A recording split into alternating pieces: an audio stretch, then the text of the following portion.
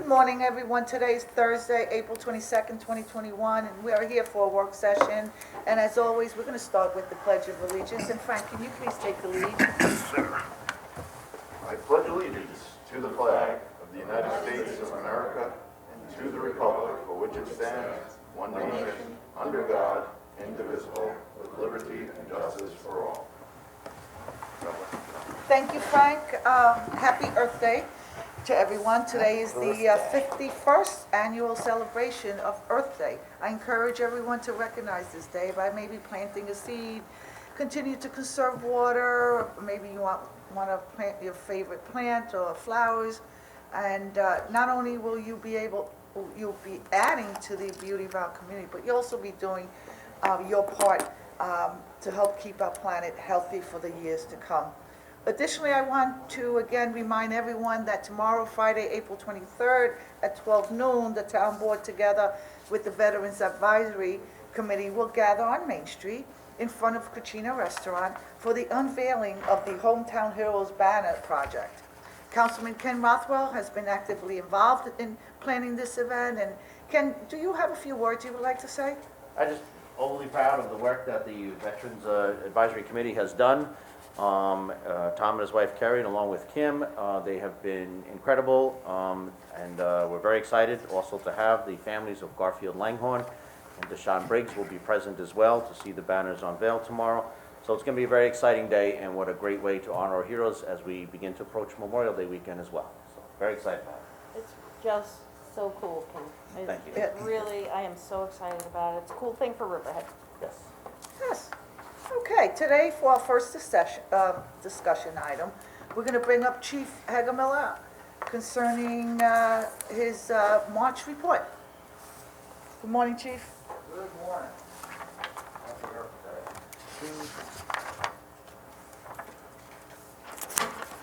Yes, some people can even pick up trash. Day. They continue picking up Yes. trash. Riverhead Building Supplies going out tomorrow. I emailed the March report out, I think last week to everyone, so I hope you've got a copy of that. Yes, we did. Everything appears to be right on course. Numbers are coming out compared to last year. But I think that's just because I think we're more active now in March of '21 than March of 2020. You got to raise your voice, Sure. please. 2020, we started our lockdown in March, so this year, I think, as I say, things are more active. I know crimes are up, it looks like by a lot compared to 2020, but I did look back to 2019, and they're at exactly almost the same number, 152 to 154, so really no difference there. We were just all on lockdown, right? Lockdown last year, right?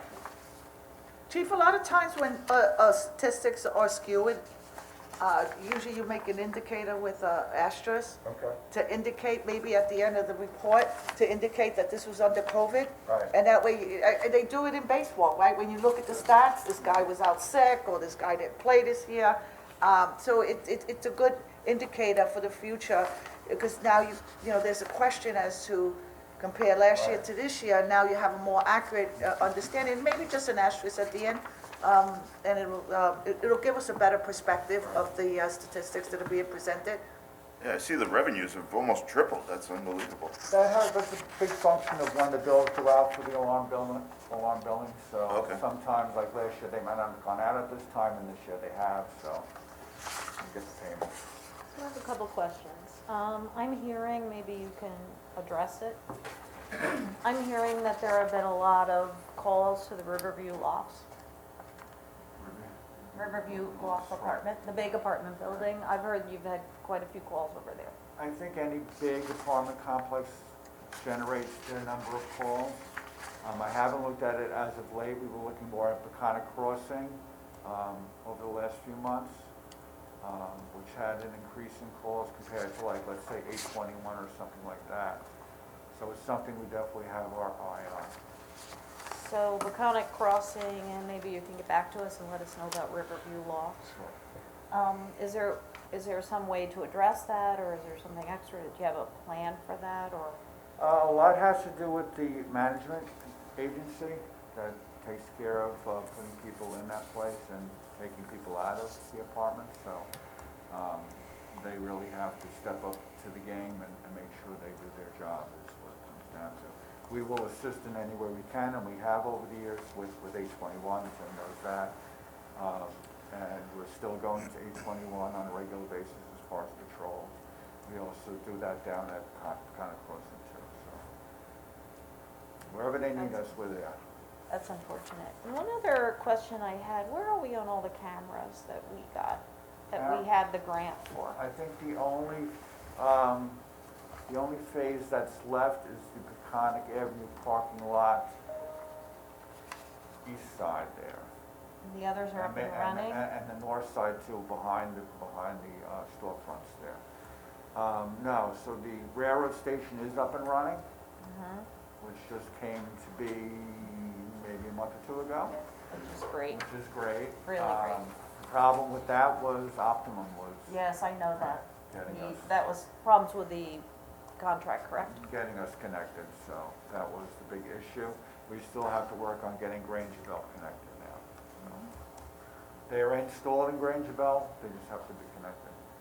But some of the cameras aren't even, we do have some cameras set aside that aren't installed yet. Correct, on the east side of the parking lot. Okay.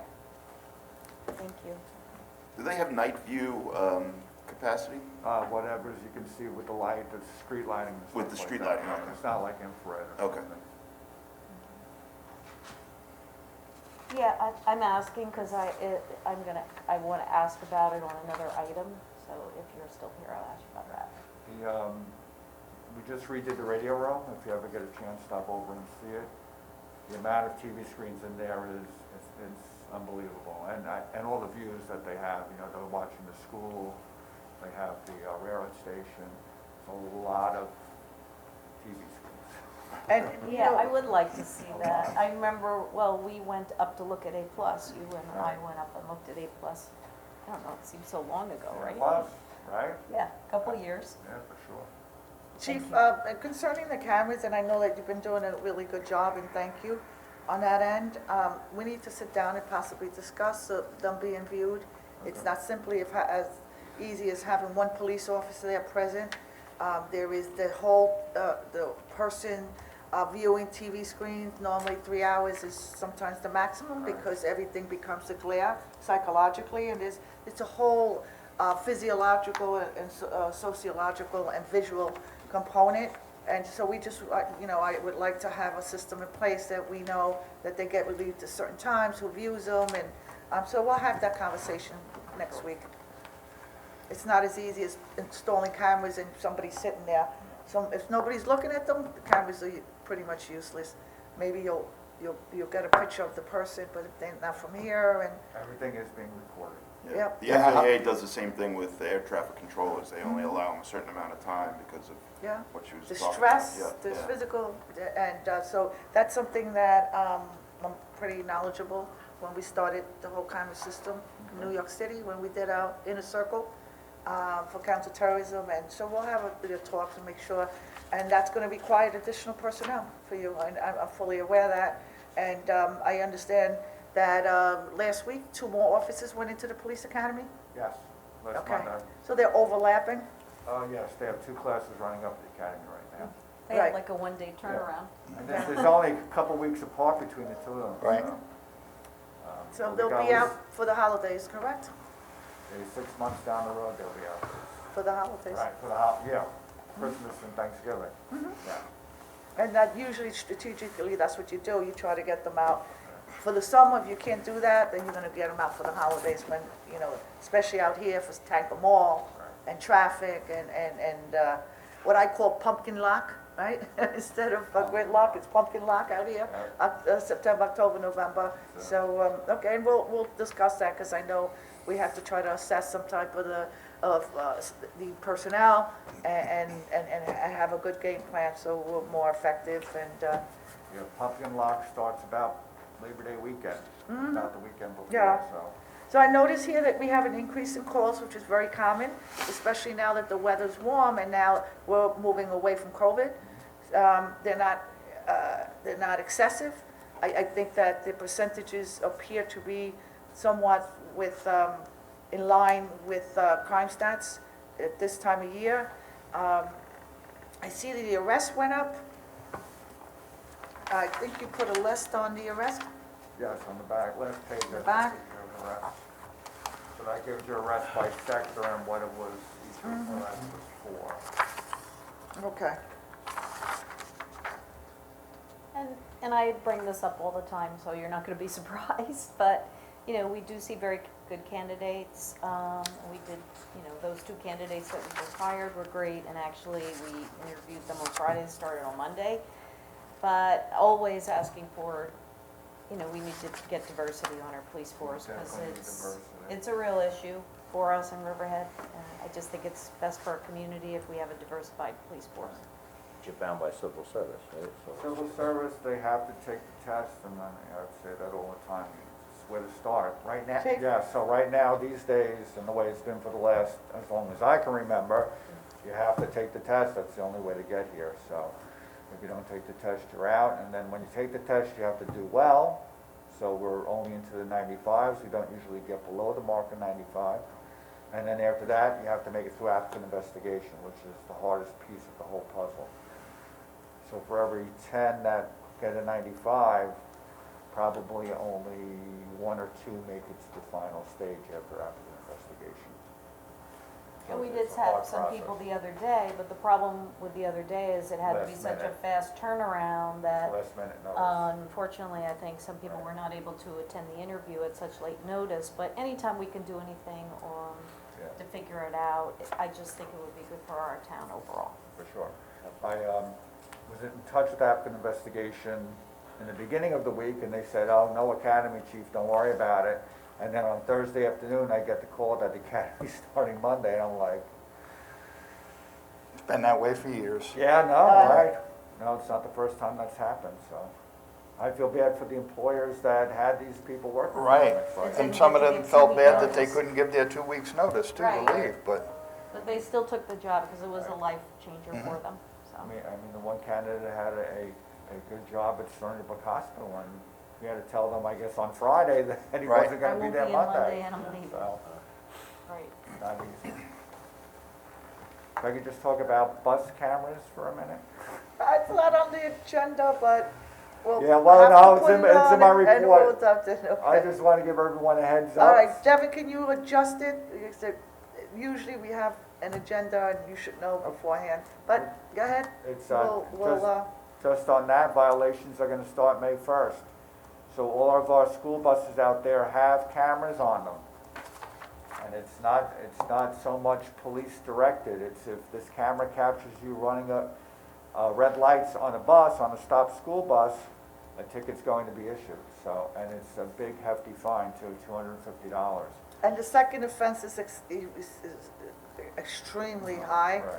Right. Yes, again, I like the fact that you mentioned it's not police. It's generated digitally by the computer, and the summons is generated and sent out electronically. And unfortunately, we have to work with our courts, because that's going to overburden our court here. I know there's been discussions back and forth with the justices, and it's a good thing. Right. And it's going to be very interesting to see how many summonses come through in Riverhead.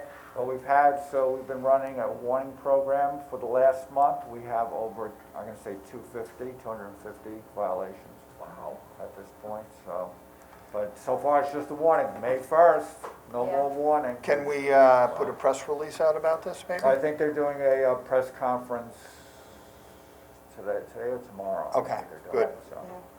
And actually, I'm really glad we are doing the hefty fines. Just from working in the school district, I know from bus drivers that it's crazy what people do. And Yes. they've had, the bus drivers in Riverhead have had some very scary situations, and it's just too dangerous. I Yeah. think this is good that we're doing this. I know it's hard on us, but it'll save lives. Yep, well, hopefully it's about compliance. Hopefully everyone comes into compliance after a certain period of time, so. It's an effort that eventually, in the past, when these type of programs across the nation have been installed, you usually see a huge decline.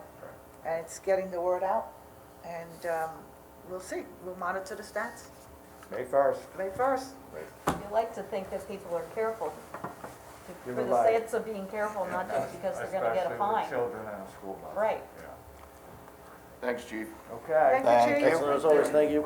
All right, next we have Councilman Rothwell and Joe Moriana from our CDA, who's going to introduce Jeremy Lynch, I believe, from the Bird Scooter. Yep, so, I think we have, We're gonna be getting around on all kinds of things. Chip, do we have we do. Mr. Lynch? Good morning, Mr. Lynch. And Ken, can you want to introduce the topic? Yes, I'm gonna ask for Joe's assistance as well, but, the Alternative Transportation Committee had met last month, and, Mr. Lynch did give a presentation, so the Alternative Transportation Committee itself has been apprised of how the scooters work. They're called, bird scooters. We have begun to activate, and by May 1st, we will have our pedal share program in place for our bicycles. And so this is just a secondary and alternative type of transportation, scooters. The Transportation Committee had a lot of questions. He was great towards explaining it. But I think that it's something in which, if we decide to put forth a resolution, that all my fellow council members and supervisors should be aware of exactly how they work. They're not just placed random throughout the town, and they have a starting place and a return place as well. So we look forward to him kind of explaining all that, so we have a full understanding. Joe has been great towards reaching out to them and getting this project here so if you want to share some words. Yeah, I guess, You should come up to a mic. I think it's really great that we're moving in a direction of having more walkable areas, having scooters, having bicycles. Good morning, Joe. I think this is good environmentally and good all around. they, first met via Zoom with Dawn and me, probably 2 months ago. We had some concerns initially as far as, and he'll explain it a lot better than I can, but we had concerns about if there were gonna be any scooters left on the sidewalk, because in some cities that I've seen these things, that's been a problem, but because of the local component, like there's like a local manager, in our opinion, he seemed to relieve that concern. Certainly, they're not allowed on the sidewalk, so they'd have to be on the shoulders of the road. And I think it would complement the bike share program. I think it's really two different things. I think they're two different audiences. Certainly with the apartments downtown, if somebody was working at the hospital and they were living downtown, they could take a scooter, leave it there. It's got the geofencing in it as well, so it gives a direction. So we are in control towards where one may travel and where not to, based on the geofencing. What's the geofencing? Geofencing is a device, it's on your phone as well, but it maps out areas, so it will inform you that you're going into an area now where you're not supposed to. So if you're going right down Main Street, it'll say you need to make an alternative route, and we get to control the geofencing. So it's directing you the pattern on how people move around town. And so we want to make sure that people come to downtown, but perhaps we want them to come down by the riverfront and to come up through that way as opposed to coming right down to Main Street, because we don't want sidewalks, and we just want to make sure for safety concerns. Right, I was So thinking. we can people plan use- the way. We want to make sure they're Right, able so to access downtown, but we Right. want to plan the route for We the can't safest have route.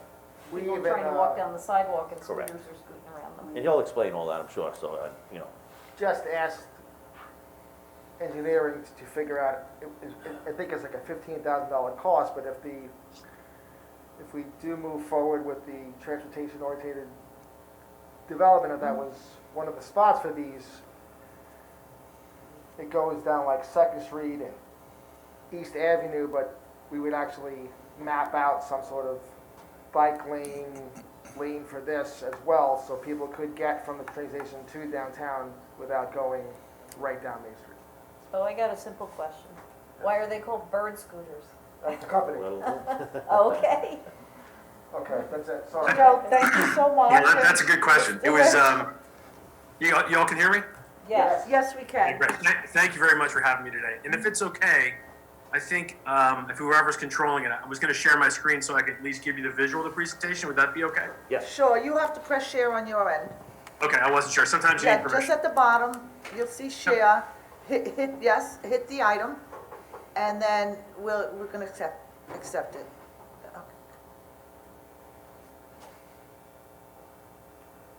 There we go. Good. Super. Yeah, so Bird, boy, Travis Van der Zanden founded the company in 2017, and I think it was more about taking flight. I guess was the thing for Bird. I think actually his mom came up. She was a school bus driver in Wisconsin for her whole life, and when they moved out to California, I think she was the one that came up with the name for Bird. But really, what Travis is, he had worked for Uber for a lot of years. And one of the things he wanted to do was, first of all, get people out of cars and also try to solve that first mile, last mile challenge of connecting people with downtown, with other forms of transportation, things like that. And this is what he had come up with. And then through the 3 years that we've been in business, and more than 3 years now, there's been a lot of changes in the scooter itself, the product, and our ability, in fact, to be able to speak with you today to offer the program in such a small format. When before it was very large, like Joe or anybody else that had been to DC or things like that. There are a lot of scooters out there, and what we'd be talking about here would be 50 or less. So there'd be a lot less scooters, and our ability to change and adapt has really made Bird far more successful. And in fact, this year alone, I think we've launched 35 cities, and not Shreveport would be one, but most of them are under 100,000 people. Small communities, and in fact, we've gone, smallest one we've had is 7,000.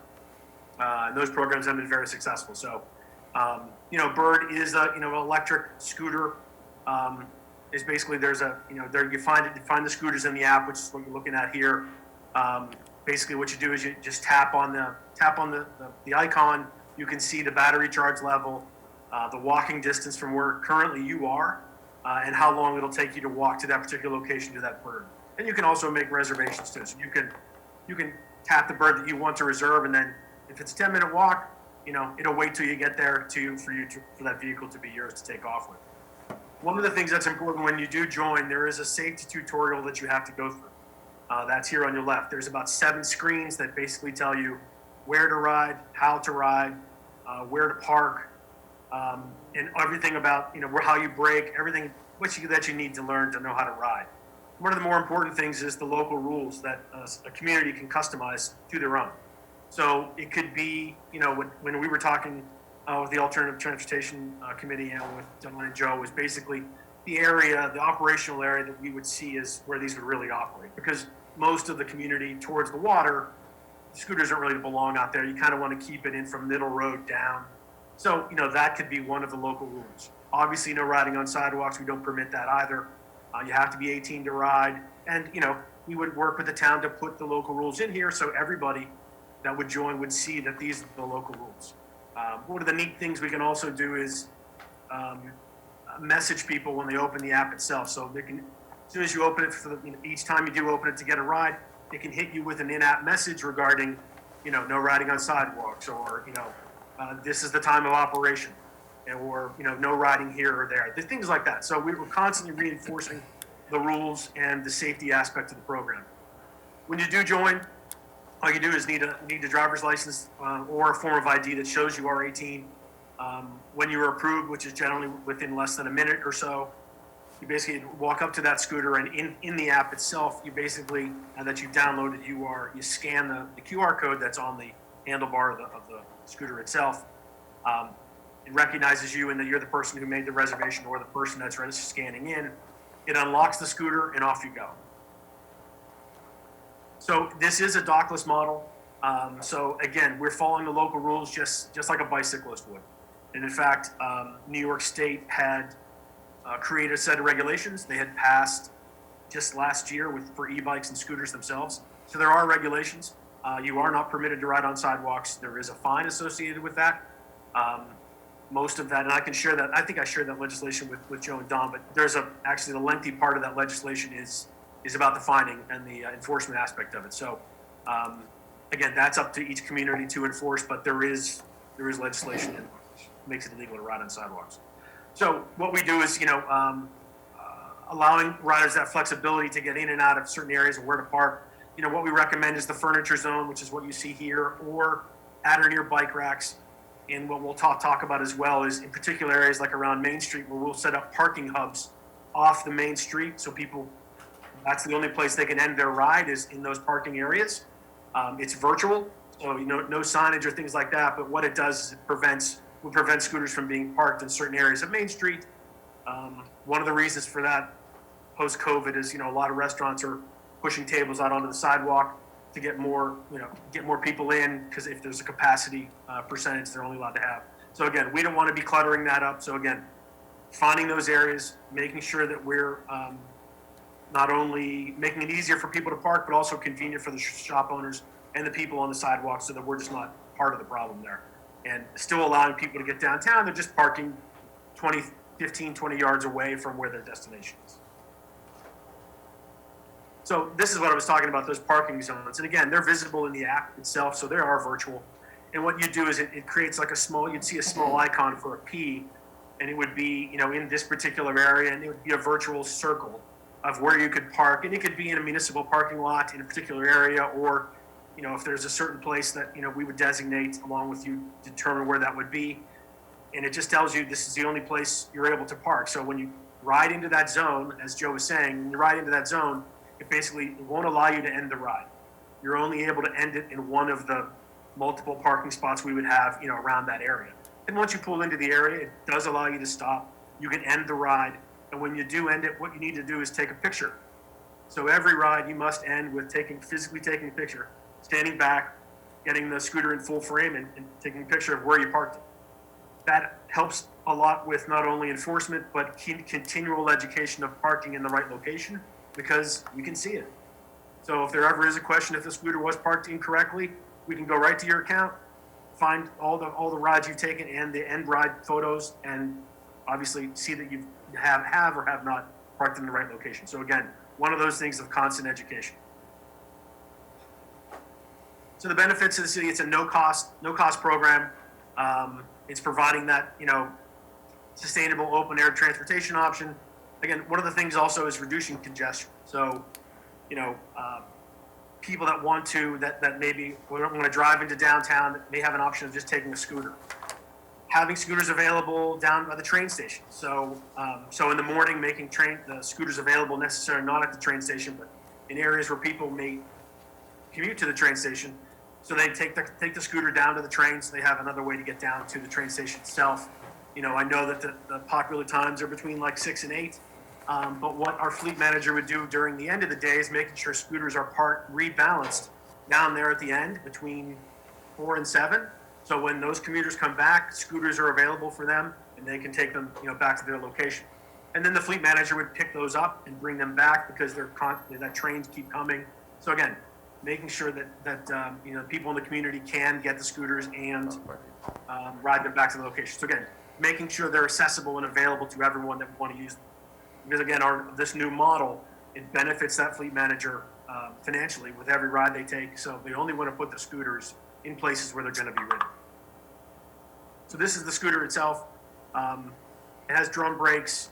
There's a front and rear LED. So there's a light up front. When you do pull the brake handle, there's a light on the back that actually blinks very brightly so you can see it from quite a distance. Same with the headlight. There are reflectors on the side, so you can it's very easy to spot at night. It weighs 44 pounds, so it is heavy, which means not only it's easy to stay in balance, but it's also not something that won't be trifled with if someone tries to move it or, do anything to it. It's sturdy. One of the other things, it has a battery that'll last up to a 30-mile charge. So it does last a long time, which is great. And so it does give people the assurances that they're going to be able to get to where they want to get. It's a lot. I like the larger, the riding deck. So I'm kind of a bigger guy, and it's easier for me to get on it and to have my feet on it and feel balanced. So it's very simple. There is a bell on it as well.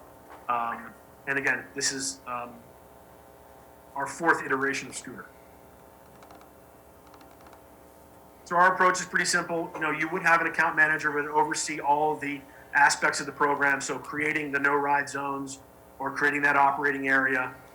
They would also be the people in charge of, so let's say there was a July 4th parade, knock on wood, and you didn't want scooters deployed. from 9 a.m. to 1, just because you don't want them necessarily to be out too often with people, maybe, hopefully, I don't know why it's so hard to picture that nowadays. People, on the sidewalk watching the parade, you don't want scooters in the way. So you just talk to the account manager, they would talk to the fleet manager, and the scooters wouldn't be deployed that day.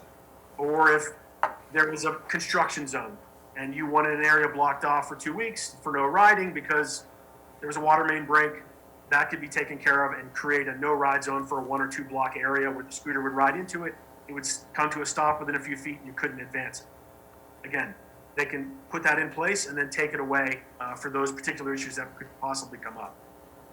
Again, that's all part of that operating plan to kind of realize what the community wants and the specifics to it. They'd be in charge of the launch that day, and the fleet manager, that local fleet manager that we would hire, would be the person, obviously on a day-to-day basis that would be in touch with the fleet and moving, rebalancing, communicating with you, picking up damaged scooters, things like that, or scooters that need to be rebalanced. They're the ones who are constantly in motion with the program. So like I said, we do hire locally, so we would look for someone in the Riverhead community to be that fleet manager. It helps with knowing the community, knowing where people would ride, knowing popular areas of destinations, knowing where there wouldn't be ridden. If one gets ridden back to a neighborhood because someone wanted to ride one back from the train, let's say, that person's going to know, hey, if I leave it sit in that area, no one's going to ride it. It's just going to sit there. They go retrieve it and bring it back. So things like that local knowledge is very important. They know the tourist locales. They know necessarily maybe equity zones that would be important for people that don't necessarily have access to certain forms of transportation, to put the scooters in those areas where it gives people a little more access to this type of transportation. And one of the economic opportunities, which is great, is that the fleet manager receives about 51% of all the ride revenue, so that the more rides they get, the more money they make, and folks that have been doing this so far have been very successful. So again, it's someone that's local is able to make a good income. Now, this is obviously a seasonal program. It would run from probably March, and I don't know if you guys got snow, but some of New York did. We only got some cold weather here in Massachusetts, but it would launch in March or April and then end sometime in November or before. So it's really a seasonal type of thing. So obviously you wouldn't have to worry about winter. So they would be off the ground depending upon the weather. So that's how that would look for them. So our proposal would be, launch in May or June if possible. The number of vehicles would be 50. What that means on a day-to-day basis, like right now, because of the weather in Yonkers, where we have a program, there were 35 vehicles on the ground right now. And just because it's cold, they didn't think a lot of people would be riding them. We have the ability to put out over 100, but they just didn't put out that many. And again, what we'd see here is probably to launch, you'd get 15 to 20 to put out. Again, you want that fleet manager to kind of get used to how the program works and slowly increase to maybe at a steady state, 35 scooters, not a lot. You would never see that full amount out necessarily unless, they were getting that many rides.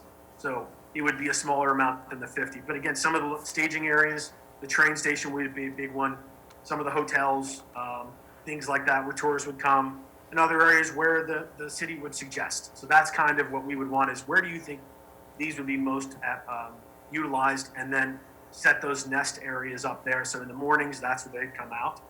And then during the day, the fleet manager would get used to realizing where our people are riding them and rebalance them to take them in areas where they know they're going to be ridden, like I said, at the train station at the afternoon, in different areas in the morning, things like that. That's part of what they would do. The cost is $1 to get on and 39 cents a minute. And I don't know if I've mentioned this to Joe, but we would have revenue sharing model in place that would be 15 cents per ride to Riverhead for every ride. So the local impact, this is really kind of what we've seen over the course of the last year is that most of the rides have connected to a local business. And that's really what has driven the popularity of this is getting people out and given what we've experienced over the course of the last year, getting them out and connected to local businesses who need it most. They need people to come to the shop to spend money, to eat, to wherever it may be. And this is just another opportunity for scooters to allow that to happen in a more accessible way. What we've seen over the course of the last year is basically about $70,000 is the take-home income for most of our local fleet managers, and that's averaging about 100 scooters. 75 to 100 scooters is what they've been averaging. So take a little bit less, and some have been averaging a lot more. Some of our communities with less than 50 scooters are averaging between 100 and 200 rides a day, which is a lot. Again, so they've been doing extremely well for us. So the customer service, there is a phone number and email address on every scooter. And what we do is there's a community mode that is available on the app itself, which what it does is it allows members and non-members to report a badly parked bird, a bird parked on private property, or a damaged bird, so that what the fleet manager can be made aware of almost instantaneously that, you know, there's a scooter that needs to be moved, or there's a scooter that's damaged. So that scooter can, once that scooter is reported damaged, by the way, it goes off the grid and can't be seen or reserved. So it's automatically taken out of the loop, so nobody can ride it. And it's just one of those ways that allows not only riders but non-riders to help improve the program and make sure that we, you know, correct any issues that could be happening with parking or riding or things like that. So it's one of the things that really helps a community get more engaged and making sure that the scooters are being used correctly and ridden in the right way as well. One of the things I wanted to mention, the chief was just on, but regarding the police, one of the things we do not do is engage the police for matters of theft, damage, things like that. We know they're so busy with things they have going on, and one of the things we do not do is bother them with those types of issues. We try to keep our interaction with them to a minimum. We take ones that are damaged, thrown in water, things like that. That's just churn for us, and we basically just take a scooter out of the loop and put another one in. So we would not be looking for enforcement of those type of issues from the police department. Again, according to New York regulations, it's entirely up to them to ticket people that ride on sidewalks, and they're fully engaged to do that. But we also cooperate with law enforcement if ever happens when a scooter is used in the act of some commission of some crime. You know, we would help them through that process while finding out that rider. So community access, there is an access program for those that are on public assistance. It's 5 30-minute rides per day at $5 a month. All they have to do is prove that they are on public assistance, and that's generally with a photograph of one of the ID cards. It's an EBT card up here. I'm not sure where it is in the state of New York, but, you know, just showing it to us, and it gives them access to this program. We also offer 50% off rides to veterans, senior citizens, and depending upon who it would be, select community and nonprofit groups that you'd like to see get a benefit from the program in that community pricing. You would extend that to them as well. So this is what we were talking about with that no ride zone. So no ride or slow zone. So the no ride zone would exist, let's say, outside of the operating zone. So if a scooter went beyond the area we'd want them to operate, it would come to a stop. And the fleet manager would know right away when it actually crossed over. They'd get an alert on their phone that, hey, this particular scooter crossed into the operating zone in this area, and know that it's out of the area, and they would need to go get that scooter. Again, it comes to a stop. If they bring it back into the zone, then it's fully operational again. We can create slow zones, so if we wanted the scooter to go 12 instead of the maximum 15 miles per hour, we could. So they can go slower if they hit a certain area. And all through the app itself, there is audible cues that notify the rider to you're entering a slow zone, a no ride zone, and constant reminders to stay off the sidewalk, things like that. So we are constantly engaged with the rider if they, you know, enter areas that we've created that they shouldn't be in, or if they're entering areas where there's a difference in how you can ride, and also about the parking areas too. So alerting them that, hey, you're not allowed to park here, you can't end it here, you have to go to this particular location. So it's important because unless you're communicating with the rider, it makes enforcing those a lot harder. So it's constant notifications about this for riders in those particular areas where this would be. And again, even though I explained it earlier, this is just a picture of what the furniture zone, we consider the furniture zone. Okay, that's it. Jeremy, I have a question. What happens if a scooter runs out of battery? Well, the fleet manager is in charge of charging the scooters and placing them out. So the scooter they would know if a scooter is below, they're alerted to a scooter that's below 15% charge. Before it even gets to that level, they're alerted that's a low charge. So they would go retrieve it and charge it back at their place of business, which is why when we look for a fleet manager, we look for someone that actually already has an existing business or has run a business, has the ability to store the scooters, because that's where they live, is in this fleet manager's warehouse or place of business. Great. So just I have a couple of comments, but first, I can't help but say, I'm surprised at the picture of the senior citizen as her riding in a dress and a skirt and heels on the scooter. It's absolutely possible, trust me. It's a real thing. And she looks very excited. I just want to say that, you know, with climate change here, it's great for us to embrace any initiatives that move us towards reducing emissions. So that's something that I really love about all of this. But I do want to ask, one of the pictures did show someone in a helmet. I guess there's no way of regulating that in any way, as far as liability or anything like that. Yeah, it's part of the legislation as well in New York State that you have to run at the speed limit has to be over a certain number in order to require a helmet. Or if you're riding a bike and I think it's below 16, you have to wear a helmet if you're on a bike, or maybe 14. But you're not required to wear a helmet, but we do give away helmets for free. So in the Bird app itself, there's a Bird menu on the upper left-hand corner of the app. There's a safety section. If you've taken a ride if you've joined, first of all, and taken one ride, you can order a helmet. We send it to you for free. All you need to do is pay $4.50 for the shipping, and we do that. We also, again, that's part of the messaging that we can constantly message about wearing helmets. We also offer a helmet selfie. So if you take a helmet selfie while you're in reservation on a ride, with your helmet on, we offer you a percentage off your next ride. So I think that's really important, and I hope that those that maybe do an article on this might at least get that in the article.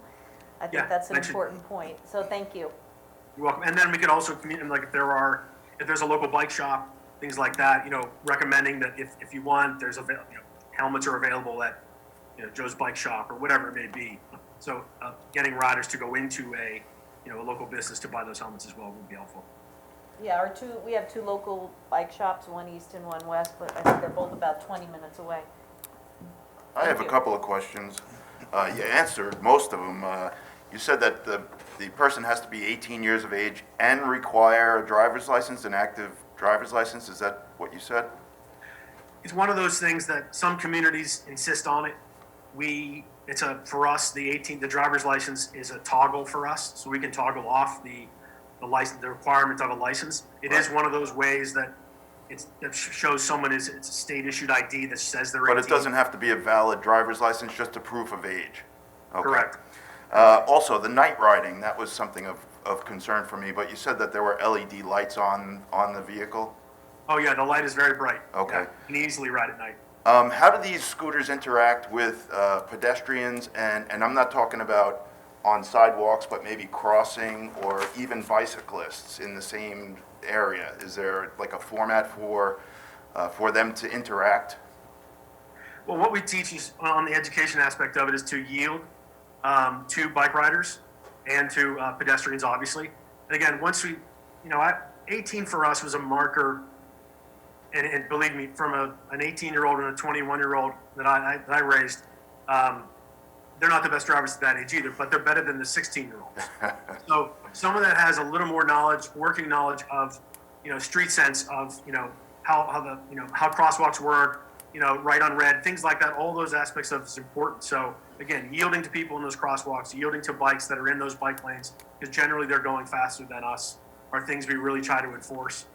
So that's really part of what the education process is when they're riding. Okay, and you also said that the maximum speed limit on these things are about 15 miles an hour? 15. Yeah. So this is my last question, and I hate it to sound like an interrogation, but in the event of an accident, is the person required to have any insurance if he hits into somebody or she drives into a vehicle or through a glass window or some other kind of crazy accident? Yeah, no, they're not required. That's why we have insurance. They're not required to have insurance. So you would carry the insurance for the riders? Yeah. Okay, very good. Thank you. I love the idea, by the way. Yep, thank you. I have can a share, question. so, I don't know if I shared it with Joe, but I can share what a sample MOU looks like, so you're able to see the indemnification language and the insurance language, so you can get a better sense of what that would look like. Can you send that to the councilman who's working on this project, Rothwell? Absolutely. And I have a question, and it doesn't have to go in the media, so I'm not gonna ask you to put it in the media. This is actually a personal thing for my community.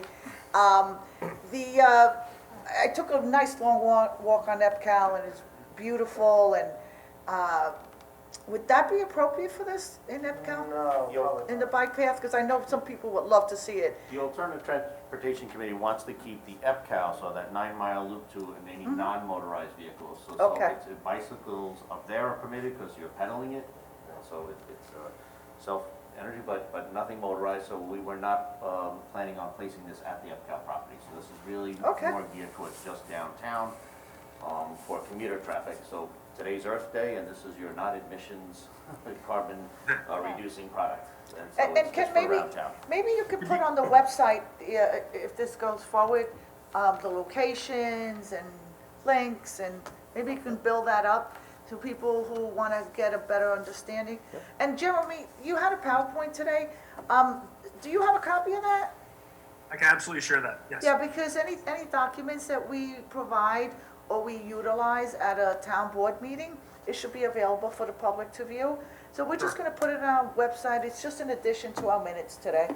Okay. I really Yeah, just- appreciate that, and can you see that through, Absolutely. please? And also, Joe just reminded me too, Jeremy, there was a great article in the Wall Street Journal on your product just recently. And so, Right, I yeah, think we that- actually we were one of the winners of the New York City RFP. So, And so so, we're that launching people can it. check that out as well to get information, and then Devin had found it for us, and so, thank you. So I think that that's the right decision for the EPCAL trail. I think it would change the trail out there Yeah, it for will what it always- is. yes. And I'm glad that they made that decision. Yeah, and It would on- be- it would be especially going on down a slippery Saturdays. slope. Saturdays, Be going down a Sundays, the slippery EPCAL slope. trail is extremely crowded. and Right. busy, So we Absolutely. don't want any motorized things, so that's, we're keeping, EPCAL is more geared towards natural resources, just, you know, runners, walkers, you know. There's taking people your who are dog out, exercising, yeah, whereas it's a this is more commuter. For transportation. transportation, whether Good. it's Exactly. somebody shopping, somebody going from downtown to work, or, you know. right, for me, it's similar to, I don't know if I raised this during our meeting, it's like the Cape Cod Canal. You know, it's 7 miles from one end to the other, and most people are walking, strollers, dogs, you know, things like that. Some people are bike riding, but once you start with electric, it changes the pattern of entirely Absolutely. of what it's used for, and it's not really, not necessary. And that was my concern, and as you mentioned, a lot of people are telling me that the trail is crowded at times. We're on it on the weekends, it's great. Right. It It's, is I know packed. my kids go there It all the would also be time. sort of expensive It's a really to- well-used thing. to use these at the bike trail, because you're paying for every minute, so, Yeah. you know, if I was gonna eat at a restaurant downtown and I was at the aquarium, I was going to someplace, West Main Street, let's say, that when that's built up, I can leave my bike in an appropriate spot, log out of the app, and now I'm not being charged anymore. So I could sit and I could eat for an hour, then if I wanted like another scooter, I would look on the app where I could find one to get me back to my car. I love it. I'm gonna try one, but I'm gonna say not in a dress and heels. Very good. Well, I think it's established that it is a program that we could probably use here. It's great for the downtown area, and people just No cost traveling to the around town again, short right? term. Yeah, I love And it. I like the fact that it's not large, you're not gonna have to have stations, it's not gonna take up a lot of property, and it's seasonal, and that's just an alternative. But I love to, I'm glad to hear that APCAL is gonna stay a walking trail, Yes, okay? With the And I'm glad bicycles. that you addressed that, Ken, with the, bicycles are up at that. yeah, bicycles, but the bike share program could go Yes, up there. absolutely. Which is great. Yes, it is. Yes. Yep. So now you have 3 methods of getting out in the fresh air, and now, Absolutely. since we've been under COVID over a year, people are using these parks an extensive amount of time. And so this is gonna help complement people to get out and visit and socialize a little bit. Yep. Good.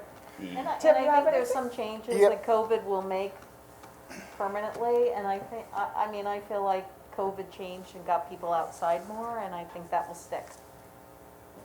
Let's hope. I'm going to be the Debbie Downer here, and I'm going to say, my concern is with the amount of bars and breweries that we have.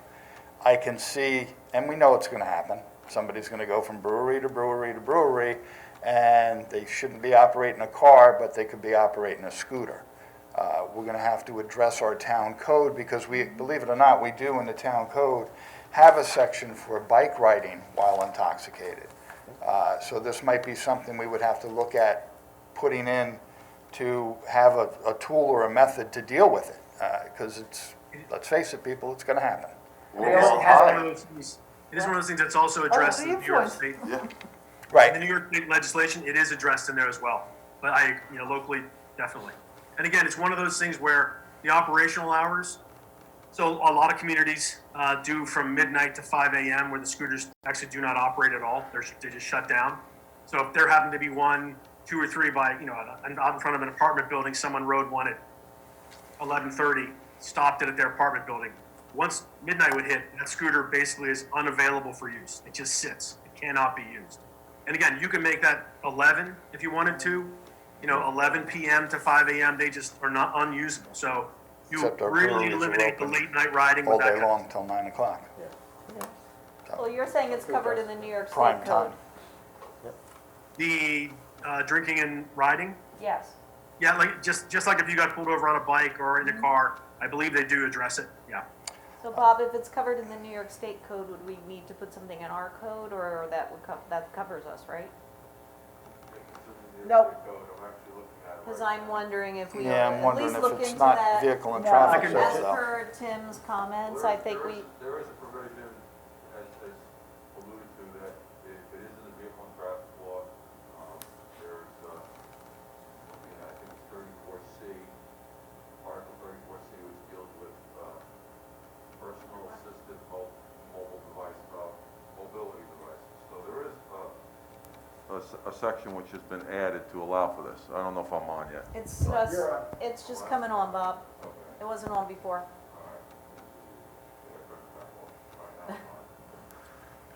So I was perusing through it as I'm sorry, I forgot your name. That's all right, Jeremy. That's all right. Okay, so I will obviously look through it to see whether there's anything that deals with operation while you, after you've consumed alcohol. It's something that I just gotta go through. Actually, I wasn't can- sure what bird scooters were, so that was part of our discussion yesterday. What is a bird scooter? Yeah. You know I can what, I didn't know if it was something you could sneak up on birds with. Bob, I'm gonna put this on our code revision agenda. Bob, let's put this on the code revision Okay. agenda, All right. and maybe you can give us some information I on can that. I can send you those regs, and it does address it, Okay. particularly regarding evidence that there is more than 0.05 of 1%, but less than 0.07 by weight of alcohol in such person's blood, yada yada. Yes, they do address it. So I can Okay. send that to you. You'll see it. It's well, let me, very very from a, specific. from a law enforcement perspective, I'm very knowledgeable in this area. You have to test people to get that level. Yeah. So Yes. it doesn't fall under the motor vehicle component, okay? And we do have to address this in code, and I will be discussing Sure. it with the attorney and people who understand motor vehicles, and Tim, who also understands breathalyzers and the amount of training and whatever. But there is some work to be done. The idea is great. I like the fact that it was an alternative, but we need to address the legal and the law enforcement component, and then put it into the code. So we'll have discussions along that line, Bob. Hey, Jeremy, I'm not against this by any means. I think Yeah. it's a great idea and I would welcome it into town. I'm just trying to look at the big picture.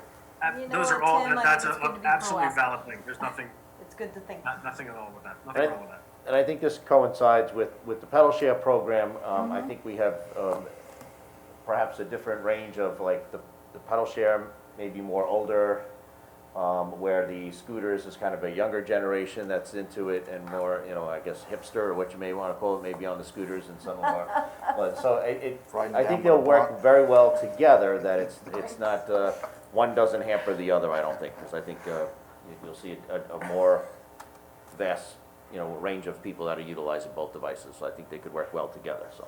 While you're looking at the code, I know that the local code already addresses Bicycles on the sidewalks. intoxicated, Right. yes. But Yeah. we should probably Yeah. amend that to include, Correct. Yeah, Yeah. it might That's not all be got to be looked at. Right, Right, it but might we not have be to a look heavy at the lift if state it's already code, in excuse there. me, Catherine, we have to look at the state code, all right, and then we have to see how it's applicable to us.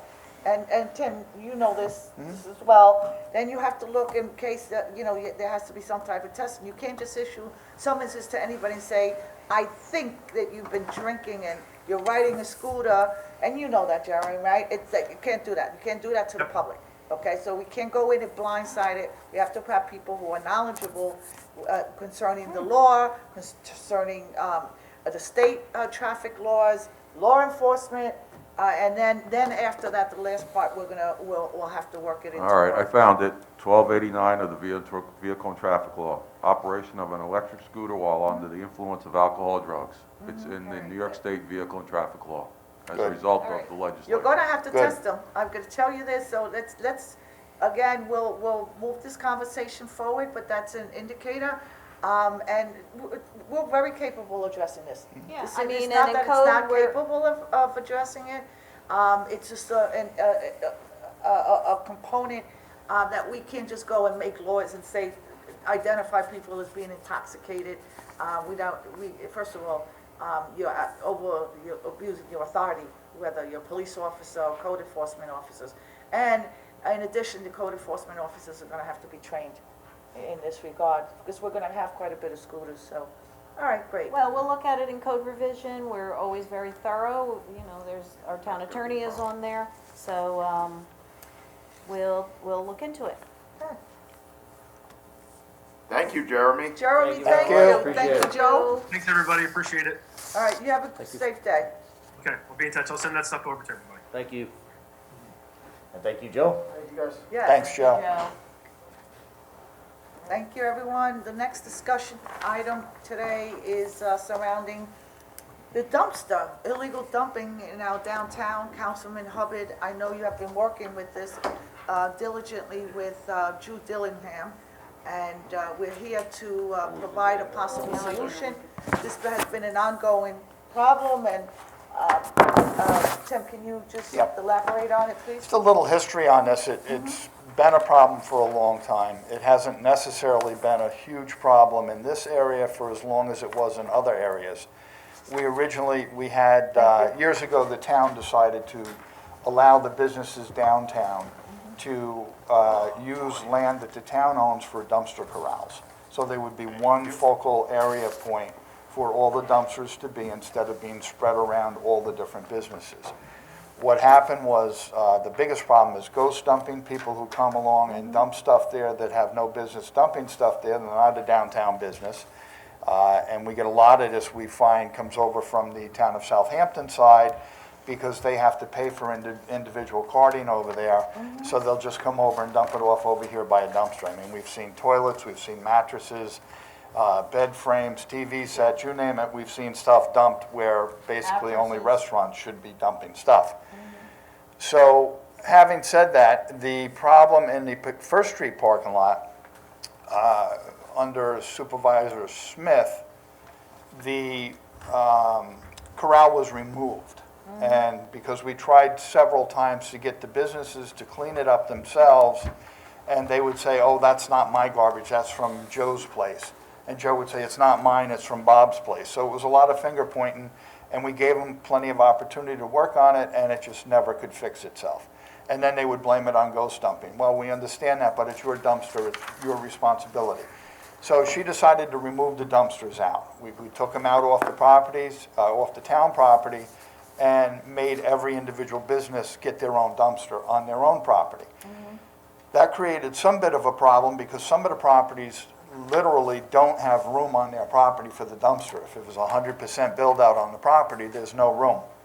So the dumpsters were showing up on other people's property. It was a little bit of a mess in the beginning, but they worked it out, and they got it along. I don't like the way it looks personally, because when you drive behind town, you see dumpsters Yeah, all I over the know. place instead of one area. But the one area got so bad that the turkey vultures were just hanging out in Right. trees right above, waiting to come down and have lunch. It was really, it was a horrible sight. So we're running into this now behind the diggers and that parking lot behind there. And Supervisor Smith again removed all the fencing, so the dumpsters are there and they're wide open, because with the fencing, we found that there was some illegal activities going on behind the fencing. So the fencing was removed. but they're wide open dumpsters now, and we're seeing a lot of ghost dumping going on there. So I asked Drew Dillingham from engineering to come up with a plan to enclose these dumpsters and put them in, build a situation where they were like concrete walls or block walls, where each dumpster had its own place. And this way, you could tie that one individual dumpster directly to the person who's using it. And anything on the ground or around that, I don't care if it's ghost dumping or not, it's that person's responsibility to keep that clean and well-maintained. The cost of doing this, unfortunately, is over $20,000. And originally, it was like, well, let's make the businesses pay for it. Well, yeah, that would be great in a super good economy, but with the pandemic and everything that's happened, we're losing businesses. So to now put this on their shoulders and ask them to pay for a corral that can be policed much better, just isn't going to happen. We've got businesses that are going out of business. We don't want that to happen. So the other option is to, again, go back to the situation and take the dumpsters and put them on the individual properties. I will say our sanitation guys have been really good about going down here and cleaning this up on a regular basis, but it's not their job. It's not taxpayers' money, shouldn't be used to clean up dumpsters from private businesses. So if we take everything down and we go back to putting the dumpsters on the property, I don't like the look of it, but I will say this, when they're on their own property, you don't see the garbage laying on the side. You take a ride back downtown on the Peconic side, and you won't see, there may be ghost dumping, but it's cleaned up right away. And you don't see trash and stuff laying around. So I think, I mean, I'm open to any idea to try to solve this, but I just wanted to explain it to you like that when the corral was removed and it went back to the individual properties, we don't have a lot of garbage laying around on the ground or around the dumpsters. So a couple of things, Tim. First of all, when we took those corrals out, yes, it was disgusting. There were mattresses. I remember I went there one day when B&G was cleaning it up, and someone had dumped like grease. You know, it was really disgusting, and like you said, there were vultures everywhere, and it was a prime location. It was right in the back of our town, right along the riverfront. So that didn't work at all. You know, I follow all the emails from Shannon and B&G that we get with it's really a bad situation back there with diggers. I think it was last week, it looked like somebody's whole living room furniture was there. There's mattresses, there's junk, and I believe, I mean, I'm told that part of the problem is that people are coming over from Southampton and dumping their garbage there. Right. And I think that some of the apartments don't have the proper dumpsters, and so they're dumping garbage. And it's unfortunate because some business owners, that's their dumpster, and then you have all this other illegal dumping. So one of the things I wanted to ask about, and that's why I was talking to the chief about the cameras.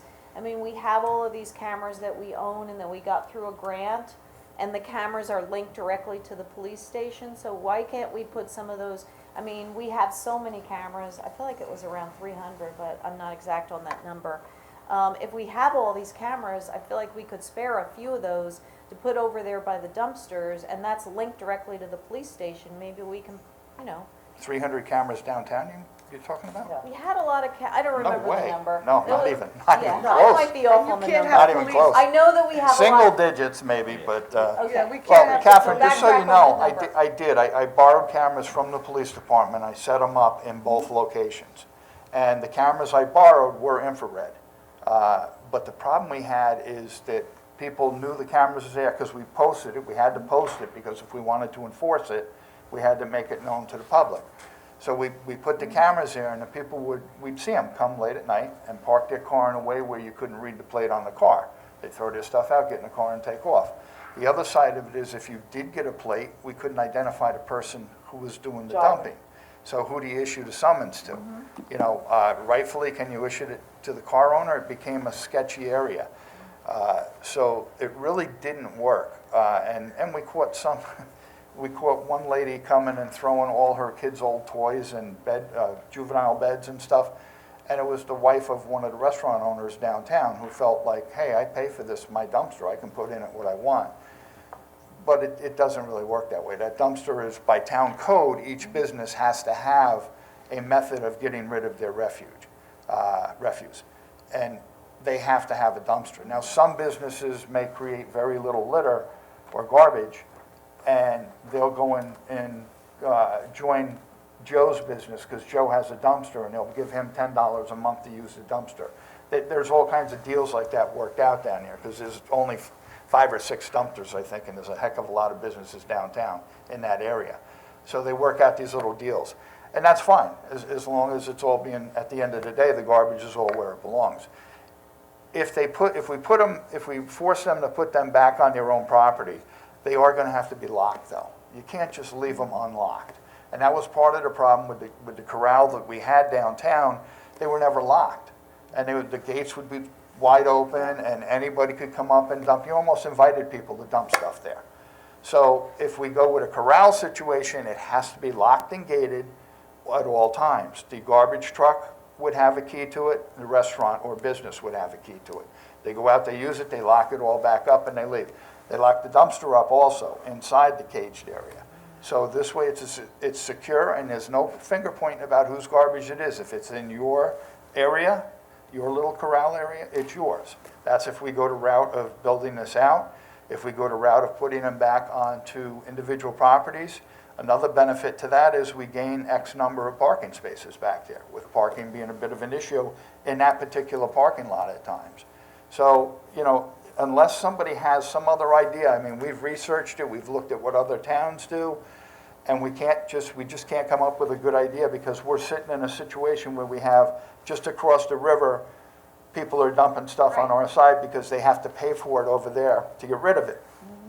So it makes it easy for them to come over here and Yeah, throw and it I out. think a lot of the dumping is, well, just to go back to the cameras though, so you put a couple of police cameras, were they the new cameras that we have? Because we have these new cameras, and now, as the chief talked about, I mean, it's gonna be going into a room where someone's sitting with the live cameras.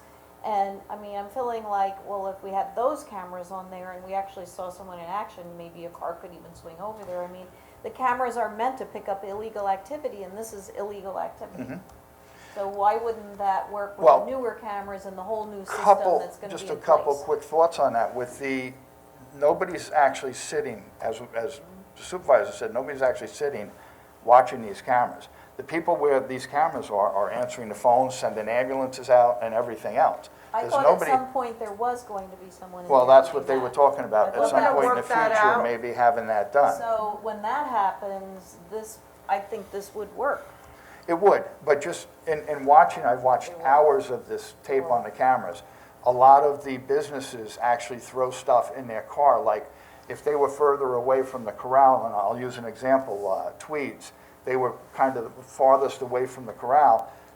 One of the workers would drive his pickup truck back behind Tweeds. They would throw the bags of garbage in that. He'd drive the truck over, unload the truck.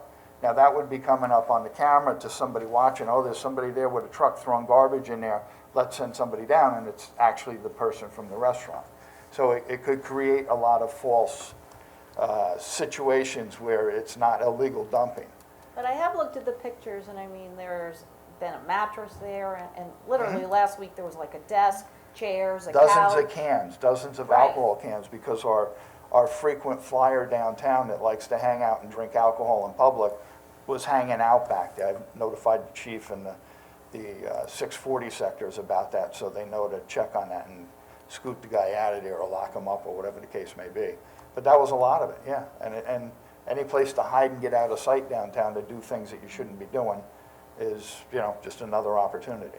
Especially when we have problems coming out of some of those apartments that we have down there. But, I mean, my feeling would be, I wouldn't want the corral unless we could. I still would hope we could set up someone in a room watching cameras, and we could have cameras on that area, you know, that are picking it up, and I think the new cameras would be better. So I wouldn't want the corral unless we had cameras on it. Otherwise, I think we may have to go to the dumpsters behind the businesses. Yeah, I think that's probably, economically speaking, I talked with Devin yesterday about possibly coming up with funds to do this corral.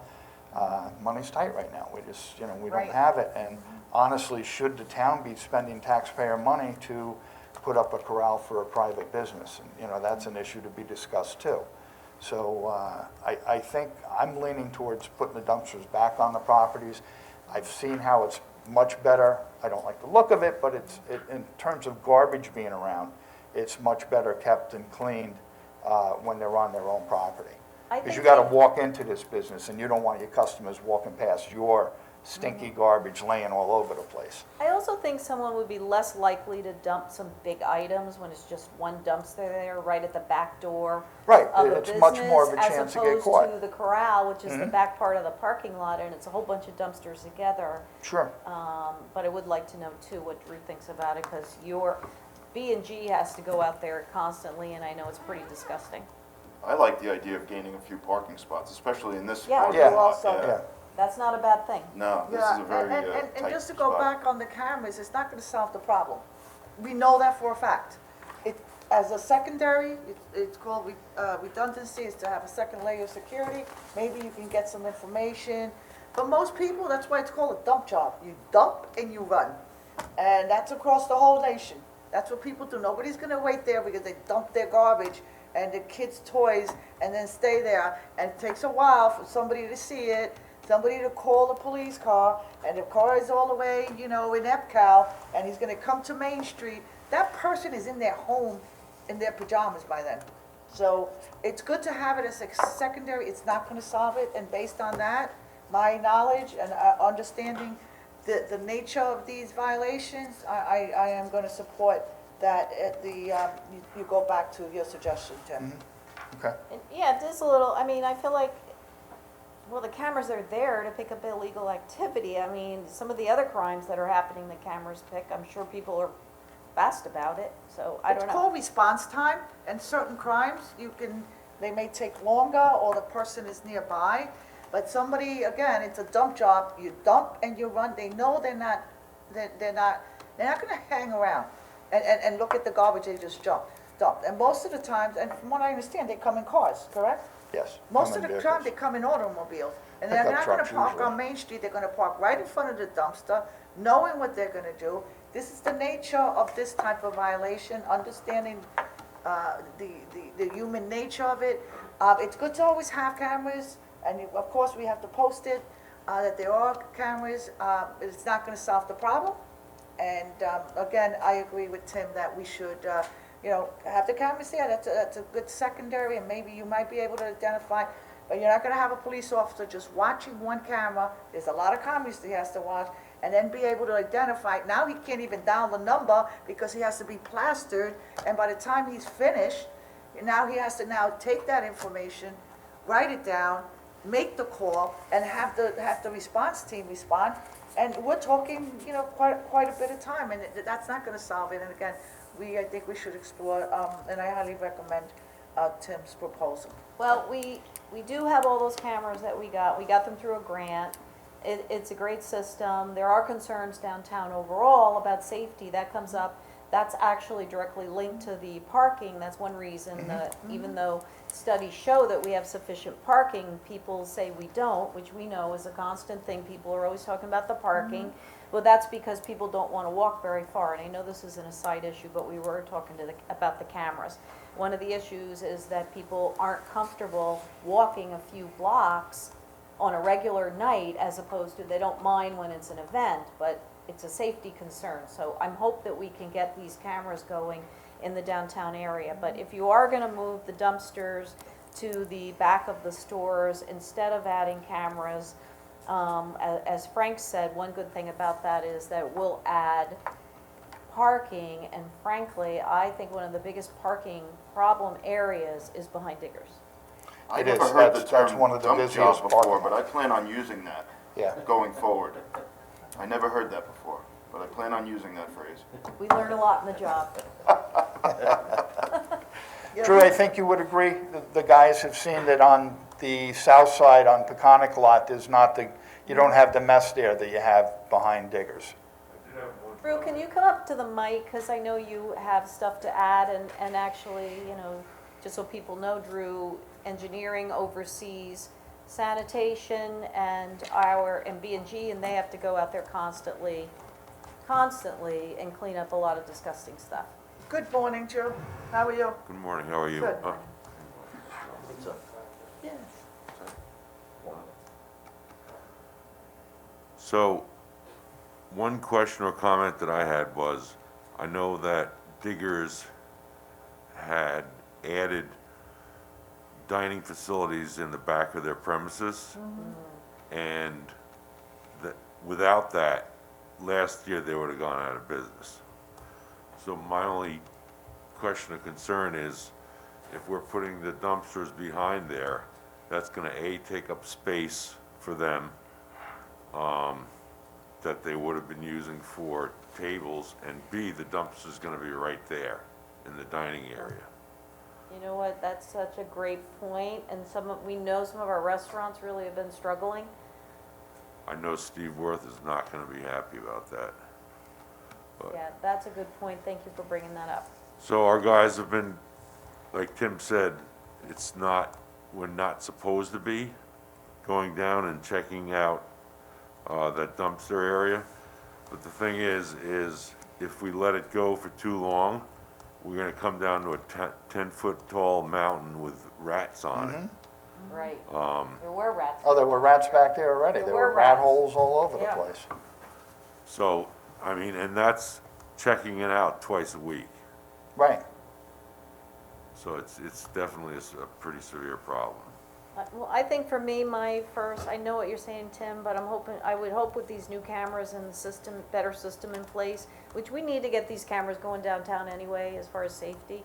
I mean, my first preference would still be to try to monitor this with cameras and really take a hard line and start busting some people on it, Wasn't so it to monitored speak. in the past?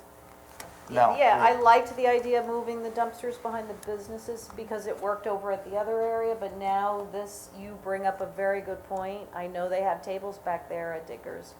I think his is the only facility back there with, Right, maybe Something we like can work that. something out with him Yeah. specifically. Maybe Drew, maybe I'll meet you and we'll go down there and we'll take a look and see if we can't figure something out, maybe just for him or whatever the case may be. okay. Yeah, I'd hate to have him impacted. He's No. No, absolutely, Yeah. and we keep saying Diggers, this Right. isn't Diggers' issue, It's it's issues all everybody's the issue stores. back there. Right. I'm not pointing a finger I at know, Diggers but by they're- any means. Yeah, we just always call it the Diggers Park. Right, that's what you refer to it as. We definitely need to support all our businesses, especially Yeah. now under COVID.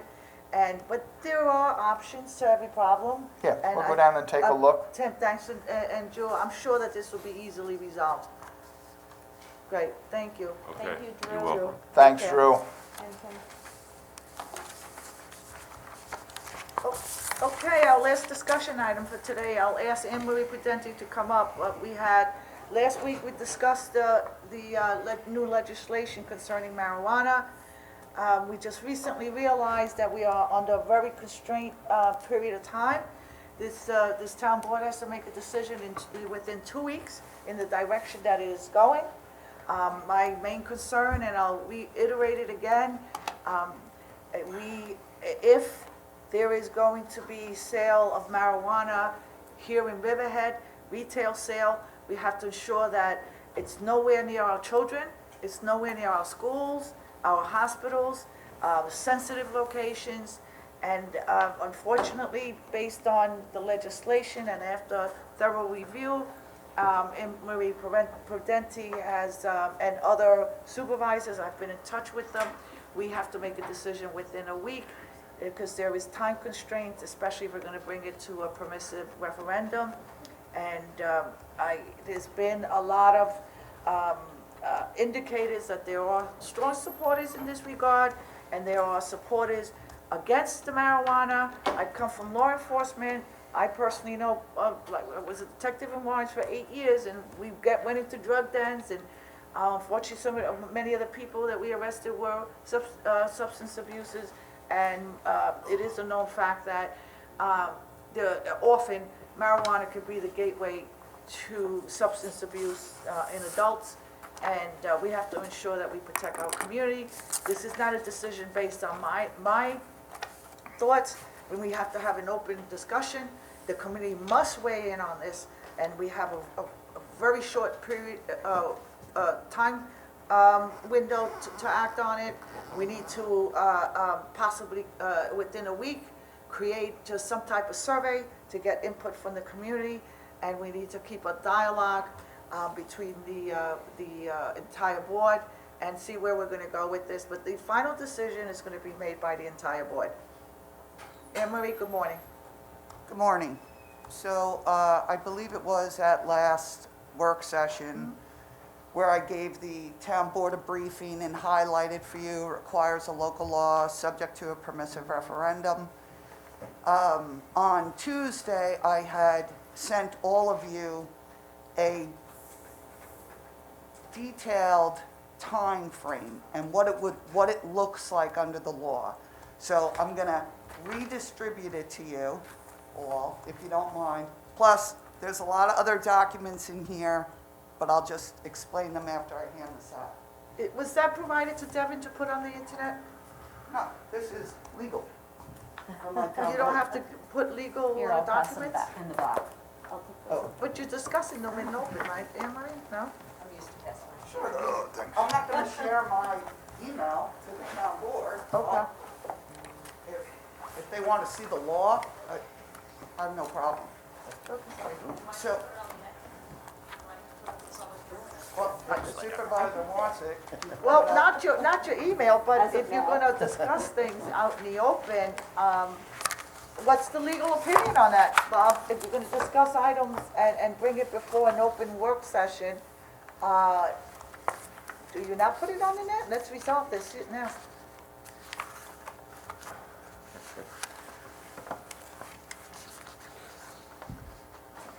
I'll have to work here, Anne Marie, thank you. Anne Marie's email includes attorney-client information. A generalized discussion is not intended, nor is it result in a waiver of an attorney-client privilege. The board can waive your attorney-client We're privilege not if you feel. discussing the email, Bob, obviously It- that's different. We're not talking about- discussing all the specifics, I don't think, are we? No. Okay. Okay. We're talking about it in a more generic fashion, correct? correct. Yes, All I right, just so- wanna make sure that we're transparent. So, again, I would consider what Anne Marie sent to you to be an attorney-client discussion and opinion that she's We're not rendered talking after about the review. email, that's a. Correct. At all? Okay. Correct, Okay, all right? okay, good, great. So, Because people are gonna request it, and so I'm glad that you resolved that then. sure. Okay. But, they can easily look up the legal provisions that I'm just going to highlight to the town board. So I gave you a time frame, and the reason why I gave you a time frame, highlighted the section of the new law adopted on March 31st. And then I also recited to Municipal Home Rule Law, Section 24. And because of those provisions, and when you read it, and I graphed it out, I thought it important to provide the town board with a time frame, because the window is so tight that, in my opinion, it's putting pressure on the entire town board to actually move within 2 to 3 weeks. That's a short time frame, and the reason I had to highlight it for you is to let all of you know it's a time crunch for you. And in addition, there are procedural steps. Obviously, there's a resolution to authorize the town clerk to publish and post a public hearing for a local law. Then you have to hold the public hearing, adopt the local law. From the date of adoption of the local law, 10% of the registered voters, qualified individuals to vote in Riverhead, may petition the town board, again, 45 days from the adoption of the local law. Thereafter, if they do so, the law provides that the local law would go up on the ballot either at the next general election or a special election. But in order to do that, you need to comply with the law to put something on the ballot. you need 60 days. So when you add the 60 days, the 45, plus your adoption resolution town board meeting, public hearing town board meeting for the publish and post, it's really crunching your time frame. And that's why I really wanted to highlight it to you. So one of the thoughts town board members expressed when this initially came up was possibly doing a public survey, a quick online survey. So what I did provide for you were copies of other towns who did those surveys. And it's really not long, because the issue is on-site consumption and retail sale. So the surveys, you'll see from the other towns, some had one single question or like 3 questions, and maybe that's something the town board would want to consider doing immediately, getting up online immediately. I also shared with you and gave you some research about how other towns throughout the country put in time, place, and manner restrictions. And I sent that to all of you in case you wanted to go that route. I will tell you some of the surveys are very interesting because they not only ask for an opinion on the subject matter generally, they even break it down. How about this district? How about that district? You know, and so you're going to see graphs and from other towns when they did their study, they broke it out. Would you want to see it in the downtown area? Would you want to see it only in industrial? Would you want to see it? So anyway, I just offer that to you because it's really going to be tight time frame. And you, Emery, you mentioned 10% of the voting population could request a referendum by signature. Yes. So if they got a petition, they got 10%, can the town board decide to put it on as a referendum? That is an excellent question, and I try to anticipate your questions. What I did provide you with is the law, and regrettably, the town cannot legally take a matter which is subject to permissive referendum and put it as a mandatory referendum. The law considers that as seeking advice from the public, and you can't do that. So I provided you 3 legal opinions in the packet that I gave you addressing exactly that issue, because I know if I were personally a member of the town board, that's exactly the way I would want to go. Yeah, My it's fear a is- well-debated topic on both sides, and I really agree. think the residents should have the say in this. 100%. We all I have agree our with you. opinions, but, you know, this is, to me, it's a big decision, and I think our taxpayers, our residents deserve the opportunity to say whether they want it or they don't want it. I agree with So, you. Anne Marie, I had brought up, when we talked about this last time, and I agree with Tim, it's a big decision. You know, when we were doing the whole downtown thing, we started by bringing stakeholder groups in. And there are stakeholder groups that we could bring in. I was wondering if we could set it on work session next week and dedicate a large amount of time to it and bring in stakeholders. For example, we have a large agricultural community in Riverhead. Maybe bring in people from the Ag Advisory, or, well, we have that very active CAP group. And they have worked on this for years.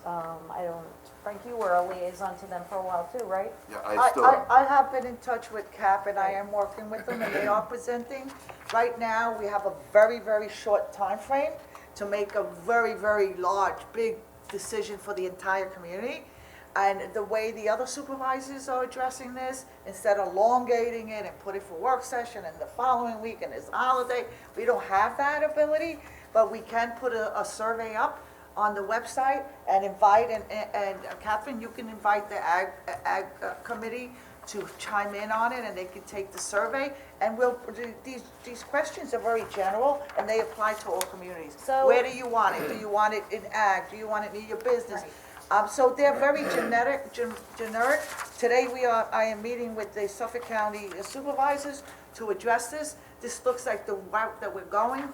We are under the gun right now. Time is of the essence, and we'll send it out to the entire community.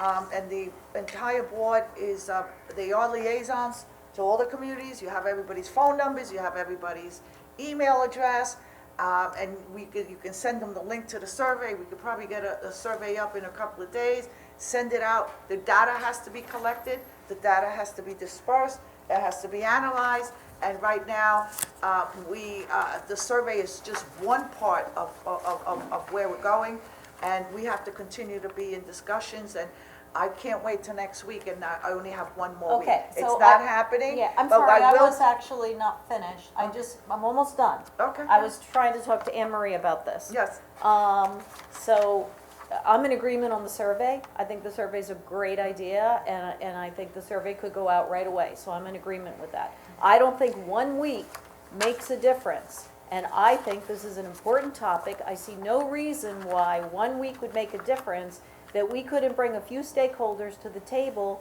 to hear opinions and discuss the topic. It's important to them. And I'm gonna suggest the Ag Advisory, I'm gonna suggest CAP, and I don't know if you are familiar with all the committees and with your legal background. Are there other stakeholder groups that you think might be important to weigh in on a topic of this importance? I would have to think about that, you know, take a minute to think about that, but I'm sure there are. And I just always want to focus the board on, you're not changing the growing aspect or the possession aspect of the marijuana. I understand that.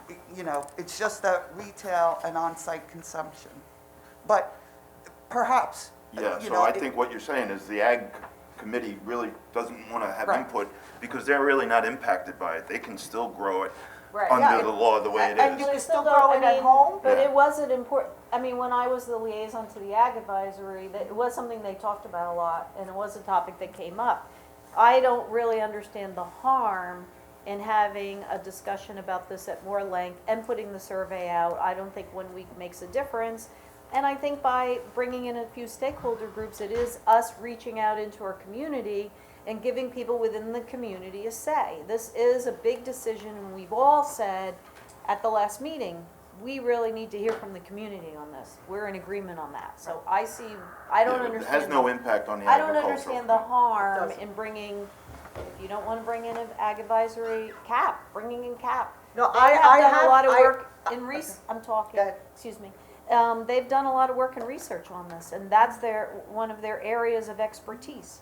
so I, of course, will assist and participate and take direction from the town board, I no matter what personally, you want to do. personally, I think our best option to get the most information as quickly as possible would be a survey. Right, I think the survey should go out immediately. Right. But do you see the harm in maybe bringing CAP or having a few people at the table to have the discussion? Oh, because I think in doing that, you're bringing people who have specific thoughts, and that may not be a representation of the residents of the town, that's a representation of an agency. But that's how we should be utilizing them. I mean, when I was working with them, they were looking at all angles of this, and they were constantly doing surveys. And when I was there, I remember it was like a whole topic of discussion a few times, and they were people from the community were weighing in. So they already come with some knowledge of the community. I don't understand the harm in utilizing that. Well, then they should all take the survey, and then you're going to get that information one way or the other. I mean, my problem, Catherine, with that is where do you draw the line on who you invite and who you don't And invite? everybody, the next Yeah, week, and we have. you I want will to tell get you a that good slice The of Chamber what of the town. Commerce took just a poll of some of its members while we had our meeting last week, and there were disparate views. Some were deadly opposed, others said, what's the difference? So I think having a broad, general survey for everybody to give input is really the most effective in such a short timeline. But certainly agriculture is not included in that. Right. That is not They're very impacted pleased at with the all. law. It's just the Right. Yeah, retail they actually sale, want that. that's it, it's the retail. People can smoke it in the street, People can grow it in their homes, okay? People can possess it. We have no control. This is where these locations is. That's why I'm zeroing in on what I call the sensitive locations. I have been in touch with CAP. They have actually, we're going to present here. We set the date up for June 24th. I think there is a little bit of a time, conflict with times, but I will be reaching out to them today, and they will be here, and of course, the entire community. This is something that, and then we said it from the beginning, and the entire community can weigh in. A survey is the way the supervisors are doing it. We're not very different from our surrounding towns. It is the most effective. It is just gonna be a process. We can't just go to the next town meeting and have people chime in with different opinions, as Tim said, and then say what's next week, and would have had to make a decision. So what would the questions look like? I'm just There curious. is a I packet, gave you they're samples general. of them. Okay. We can all agree on them. Yeah, okay, And good. I will put it out to the board, and we can all agree on the questions, and we can put, the supervisor's office will put together a quick, a survey, but they're all general, because do you want in your business, do you want in your industrial? Right. A good location might be an industrial. Industrial A might be a location that if the public decides, and again, there will always be public input. The So- public decides they want it industrial, then that's where it is. Doesn't mean we're adopting anything. This is just to get the public input and the feedback. I'll take care of CAP, and if there's other groups, people can always come before the town board in a work session. Right now, time is of the essence, and we need to move this forward. Again, I'm meeting with the supervisors, and at 1:30, I'm meeting with the governor's office on this, and I think that my board needs to understand what's coming out of those meetings, and I will be emailing you so we can make a comprehensive decision. I'm meeting at 1:30 with the governor's office, and at 4 o'clock, I'm meeting with the Supervisors Association for Suffolk County. I don't think that we should start making decisions and elongate things. That's why these two calls are here right now, today, both on the same day. We're under the gun. I have to be guided by the governor's office, who created this legislation, and also get the input of my supervisors, and we need to bring that to the board as soon as possible. The survey is the most effective. It worked for us when we did the police reform. It can be emailed. Every council member person here has 10 to 11 liaisons, or they're on committees. Your responsibilities, and you doing it well, is to, well, most of it's being done very well, and I thank you for your work on that end, is that send out the link, call them. Most committees have, 5 to 7 people, maybe a couple have 12, that's not a lot, and let them know it's important, and of course, the businesses are gonna weigh in. Every committee, regardless of what you are, and what your designation we're asking them to weigh in on this. Again, this is a moving, it's a very short time frame with a big decision to make for the entire town. And the entire town will be weighing in on this. And Anne Marie, I just, if No, if I might. I need to clarify, I'm gonna say for the third time, I'm in agreement to the survey. It's important, it's a perfect idea, it goes out immediately. But I do disagree about not bringing a few people to the table to have this discussion. I really don't see the harm in it. This is another thing where we're shutting out our community. We have experts within our community that know about things. We look to bring some people here. It's another thing of putting the people out. We have people in Riverhead that know a lot, and bring a lot to the table. And I absolutely don't understand the harm in having that discussion a few days later at a work session and doing it in conjunction with the survey that goes out to all the people. okay, so that was an assumption that was made by you. We never said that we can't have them here. They can come next week, and That'd be great. they're gonna be welcome. We never said that, so you're making that assumption, and I think that the board agrees with me. We have to put the survey out, and we have to start moving, and we can't just wait till next week to hear what people I'm have to not say. asking, Hold on, I'm let me asking to finish, put the let me survey finish. out right Catherine, let me away. finish, okay? As far as the community being involved, absolutely, anybody can come to a work session and to present. CAP reached out to me, and I am working with them to create a date, there are some concerns with when the students get out of school, or they could try to change a date for them to present. I will be working with them, but anybody in the community, nobody is getting shut out. Catherine, you made a reference that here's another example of shutting out the community. That's never been the case, so please don't make those assertions. We're here together to work and make sure that the community is involved, and since this project started, we kept on saying that. Yes. Then let's Marie, get, then let's Can I just get, ask you, can you Go just simplify things for a moment? Because I think there's a lot of misconception towards what, you know, code revisions and things that we do, like marijuana is now legal in the town of Riverhead. And I just think that people are asking me, well, what's the town board gonna do? Are you gonna allow everyone to have marijuana in Riverhead? And there's things that are already beyond our control. So in simple terms, well, just to go back, because even my son attended the CAP meeting, and there is some misconceptions that are out there. So can you just clarify towards, Yes, we're yes. talking about dispensaries and just Right. simple terms. I Sorry. will, but if you don't mind, because Yep. it's important, I not miss that critically important issue and question that Councilman Hubbard had raised. Yep.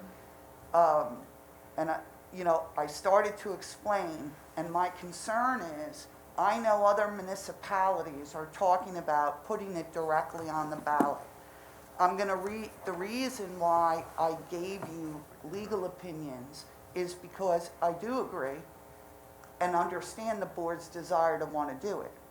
The reason I'm giving you the law and telling you the law doesn't support that, changing a permissive referendum to a mandatory is, and I'm reading one line from a particular case.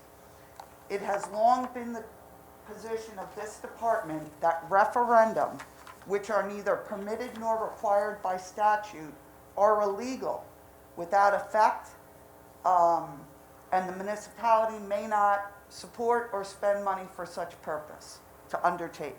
So my fear is, since it's not provided for under the statute, unless you adopted a local law, 45 days later, you received a petition by 10% of the qualified voters, that's the trigger under Municipal Home Rule Law 24 that lets you put it on the ballot. So my fear is, if the town board undertook it now directly and said, let's put it on the ballot, we certainly don't want that ballot, those results being deemed null and void, and therefore you abandoned any opportunity to opt out, if that's what the public wanted. Anne Marie, on the 10% of the qualified voters, it would be 10%, I believe, of the voters that voted in the last gubernatorial race. 100% correct. It's not 10% of the voters in the town, because that's a big difference between those two numbers. You are correct. So to get a referendum done, we would probably need somewhere around 1,200 signatures based on, I think we had a little bit under 12,000 voters in the last gubernatorial election, so. And Emery, could you clarify what, even if Yes. it was a referendum, what it would be? Because I think that's what people are not understanding. Yes. So what's the question on the ballot, for example? You know what I mean? That's And just to be simplified terms. Well, Should Just we real- opt out Yeah, real as a quick. town? A lot of people think it's either we accept the use of marijuana, sale, it's a whole package. They don't understand, it's gonna be here, people are gonna be smoking in the streets. And people are gonna be either purchasing here, depending. We're talking about just the retail component, and that's critical. Do we want it sold in a legal retail shop, store, facility? And do we want to allow places of business to allow it to be smoked in or on their property? that is correct. That's the only two issues that we're talking about here. Everything else has been Correct. predetermined Yes. by the state of New York. And We that, have no that's what a lot of Councilman- people don't understand. The governor has already put this upon us. Correct. It is, state law is what it is. So Councilman Bayrod's quick recitation, opting out is opting out of permitting retail and on-site consumptions within the town of Riverhead. That's it. It's still legal here. Correct. It's- So it's then- not Change gonna that. change. So Yeah. then can't I change that. apologize, but But- to get to your question, Yes. explaining, so the law that was adopted on March 31st, as I previously stated, permits an individual over the age of 21 to grow and three mature plants, 3 immature plants. If it's a household, let's say 2 or more 21-year-olds, you are limited to 6 mature plants and 6 immature plants. What was significant that I highlighted for you last time, what's interesting, you are also permitted to store 5 pounds in your That home. is such a I huge. know. And that is also what we have no choice on. That is Correct. permitted by law. So that is not even That's part why I of. keep going back to this, is because people are asking, like, what's the town gonna do? Is the town allowing marijuana in Riverhead? It's like, that's not what we The governor control. allowed The governor marijuana. already did this. Yes. And So, the state law and New York State Ag and Markets law, as far as the commercial growing and the processing, that's permitted under those laws with specific guidelines, obviously.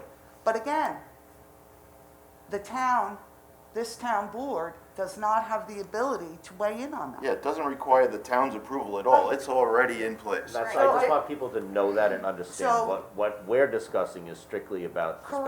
dispensaries. So our Is there gonna be a farmers, store, but a lot of people don't understand that, and they think We that we did have talk the about ability that to last make time. it legal. So in Yes. Anne Marie, just to get to the nuts and bolts of things, we want to get this survey out ASAP because we really only have a short window.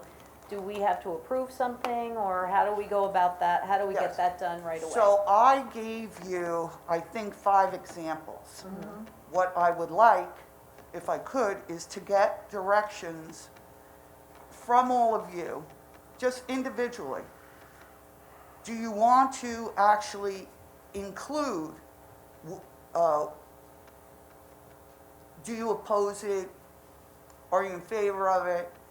Do you oppose it in particular districts? What if the town did time, place, and manner restrictions regarding zoning? And maybe even in the examples that I gave you, just circle. I like, include, or pick the one you like the best.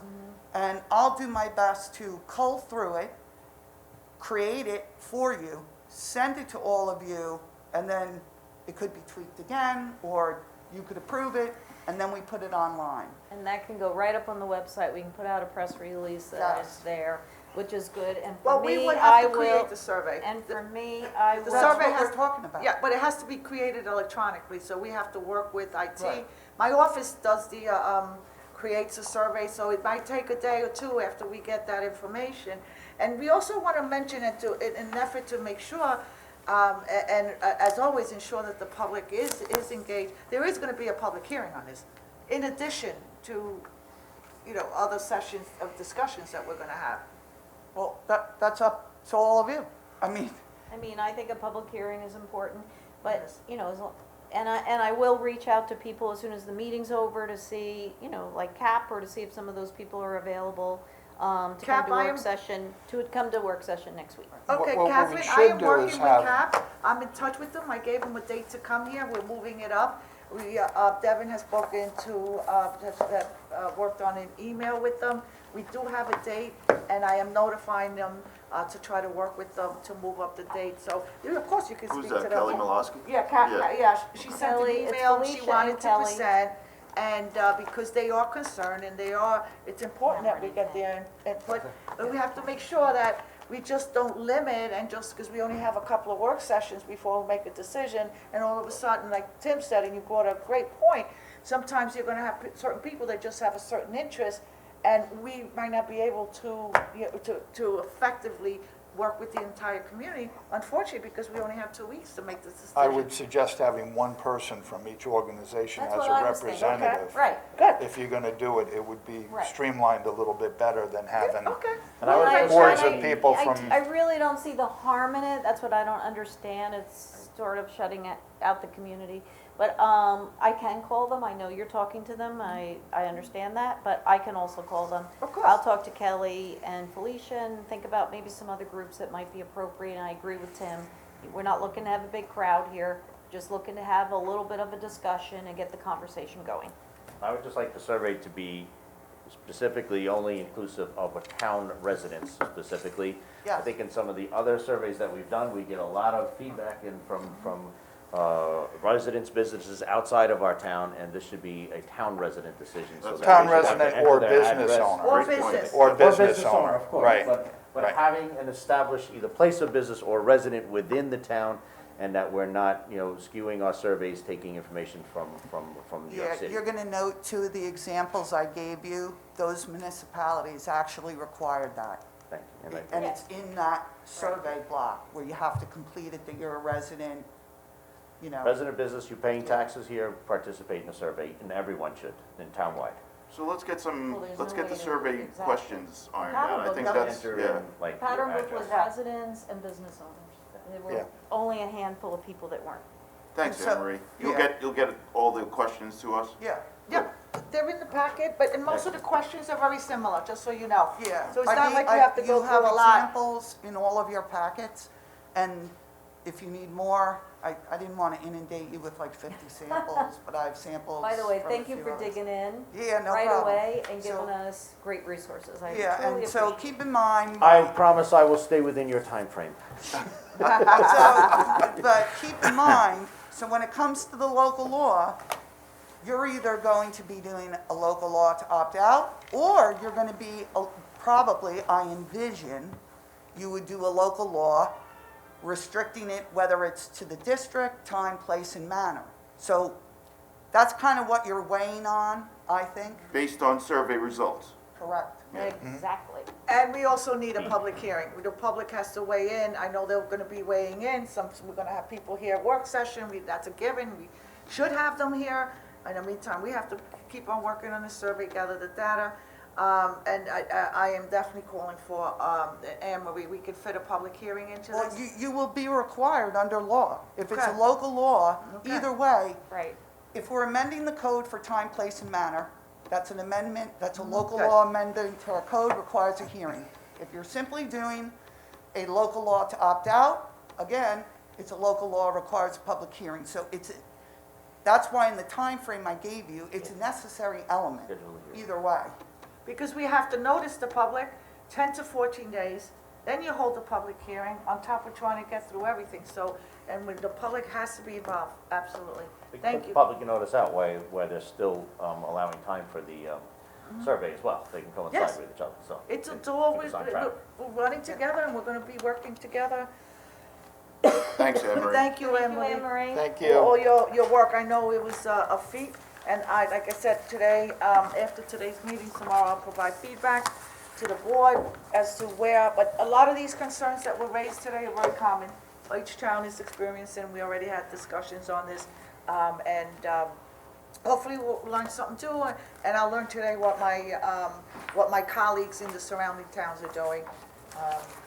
And that's good. I'm glad we got through this point. We understand the importance of it.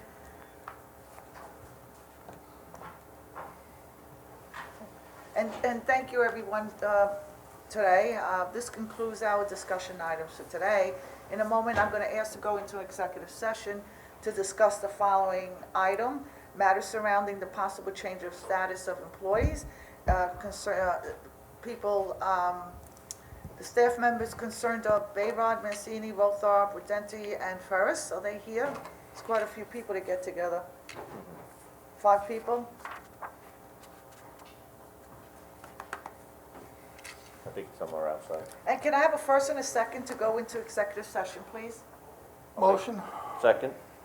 All in favor? Aye. Aye. All opposed? So move. Everyone be safe. Thank you.